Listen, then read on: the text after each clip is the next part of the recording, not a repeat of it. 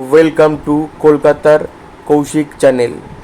আপনাদের সামনে নিয়ে চলে এসেছি খুব কম সময়ের মধ্যে মাটনের পাতলা ঝোল।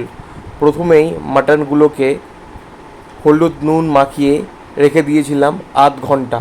তারপর গরম তেলের মধ্যে পেঁয়াজ ভেজে নিয়েছিলাম 70% মতন। এরপর মাটনগুলো পেঁয়াজ ভাজার মধ্যে দিয়ে নাড়াচাড়া করে নিয়েছিলাম 2 থেকে 3 মিনিট মতন। তারপর রসুন বাটা আদা বাটা দিয়ে 2 মিনিট মতন নেড়ে চেড়ে নিয়েছিলাম। এরপর পরিমাণ মতন হলুদ গুঁড়ো, ঝাল কেমন খাবেন বা কিছু সেই অনুযায়ী ঝালের পরিমাণটাও আপনাদের মতন করে দেবেন। তারপর দিয়ে দিয়েছিলাম স্বাদ মতো নুন। আপনারা কেমন নুনের টেস্ট খেতে পছন্দ করেন সেই হিসাবে দেবেন। তারপর দিয়ে দিয়েছিলাম টমেটো। এইভাবে সব কিছু দিয়ে দেওয়ার পর 15 থেকে 20 মিনিট নাড়িয়ে চাড়িয়ে নিয়েছিলাম। আর রান্নায় যদি মনে হয় যে তেল লাগবে তাহলে সাদা তেল অ্যাড করতে পারেন। এবং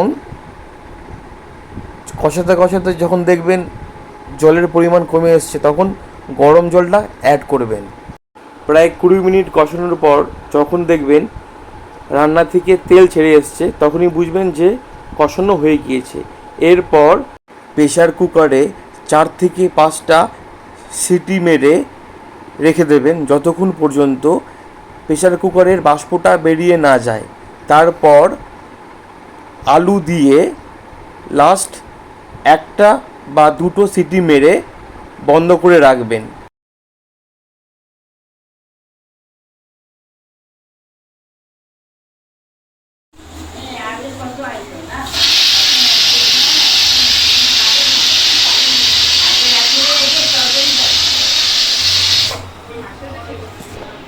রান্নার সর্বশেষ কাজ হলো প্রেসার কুকারের ঢাকনা খুলে দেখে নেবেন আলু সেদ্ধ হয়েছে কিনা।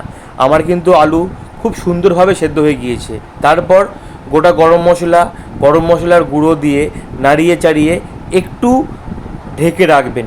এরপর গরম গরম পরিবেশন করুন এবং ভিডিওটা সবার সাথে শেয়ার করুন। ধন্যবাদ আপনাদের সকলকে।